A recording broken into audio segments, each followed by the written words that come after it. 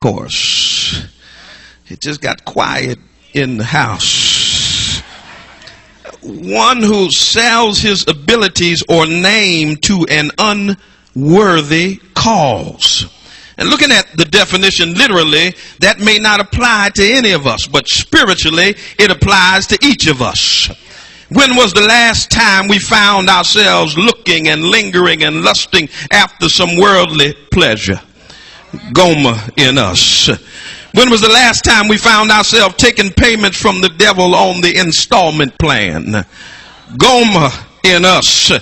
When was the last time we found ourselves in a rendezvous with the world and the things of the world, performing worldly intercourse with Satan and his imps, a menage a trois with our flesh and our selfish desires that were driven by the enemy? Gomer in us.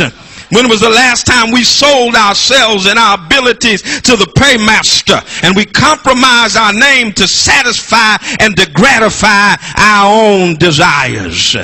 Oh, brothers and sisters, may I submit to you that there's some Gomer in us. And let me tell you that no matter how long we've been going to church, we still have a tendency to break our commitment with God and to literally break God's heart. That's why whenever we come to church, we are unqualified to judge and prejudge other folk. For the truth be expressed, if it were not for the faithfulness and the favor of God, not the house, not the job, not the Mercedes, not the wife, not the husband, but the favor and faithfulness of God, if it wasn't for him, for his long suffering, then we would be just like the folk that we're looking down our nose at. Yeah. But for the grace of God, there go I. We've got to understand that God is an awesome God, and that's why every available opportunity we have, we should thank God for using us in spite of ourselves. We ought to thank God for blessing us in spite of the Gomer inside of us. We ought to thank God for working on us in spite of the messed up issues inside of our life. God brought us here today simply to let us know that even when things go wrong and when we mess up and when people look down on us and when we stray, God is going to keep on loving us until we learn how to love him back.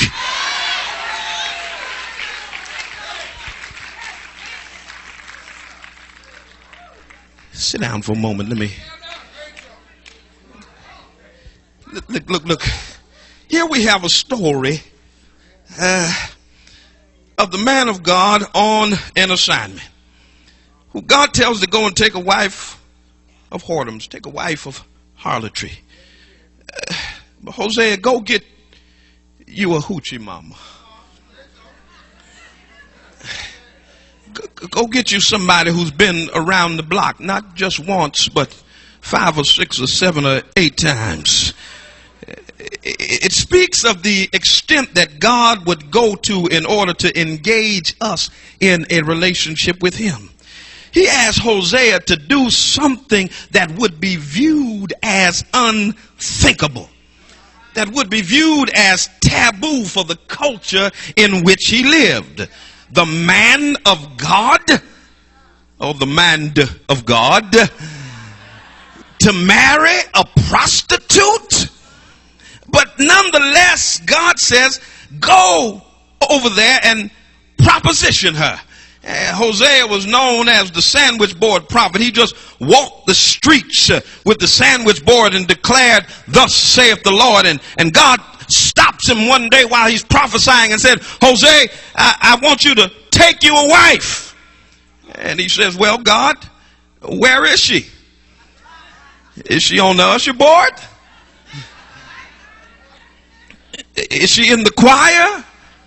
I saw a nice looking sister on the praise team the other day, and but God says, no, Hosea, she's there on the corner.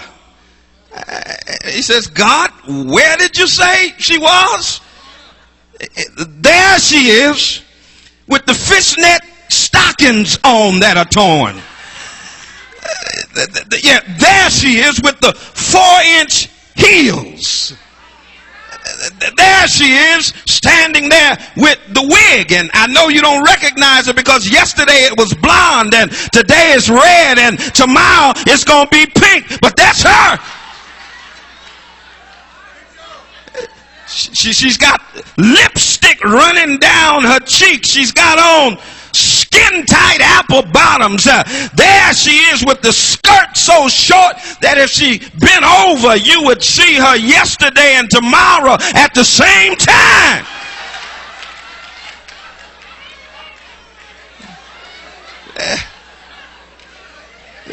There she is. That's the woman I want you to take as your wife. And I want you to go and I want you to proposition her.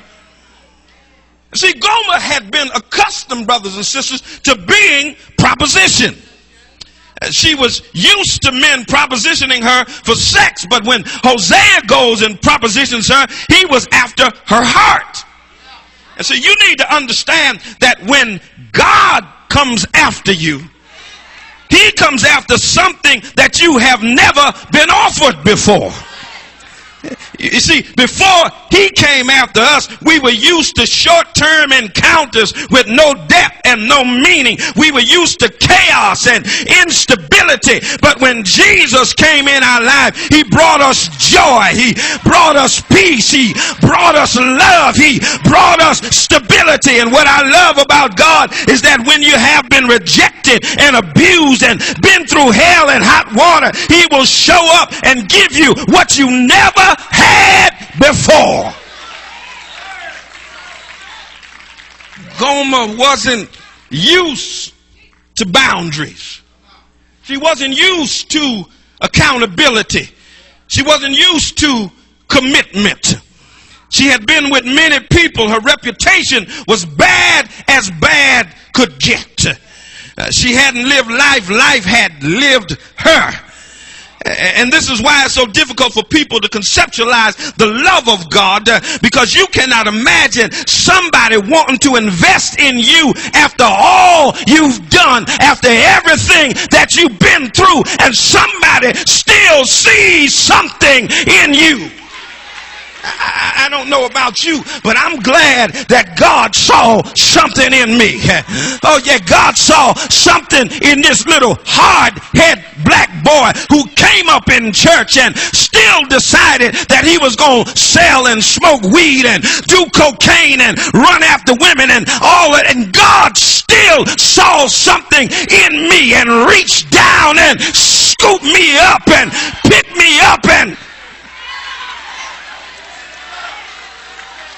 oh, ain't no need. And y'all looking at me strange because I ain't the only one. I ain't the only one God had to pick up. I'm not the only one God had to scrape up. I'm not the only one God had to turn.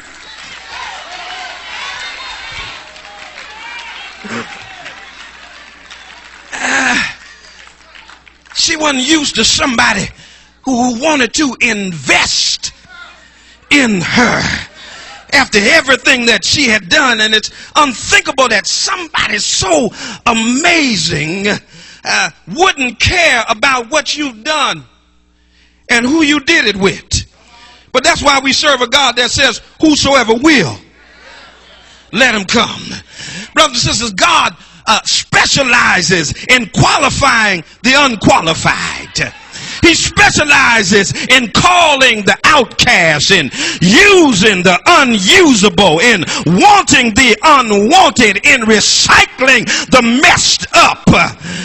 Now I know y'all gonna think I'm strange and deranged when I tell you this story. But one day I was sitting at my computer and I was working at home on my computer. I had just bought a new monitor for it. I bought a refurbished monitor. You'll see, when you have a lot of children and when you got 4 daughters in college and you're paying for tuition, you can't buy everything new. Anybody been there, know what I'm talking about? And I bought a refurbished computer monitor, and I was sitting there when all of a sudden my computer screen began to talk to me. I hope y'all don't have a straitjacket in the back for me.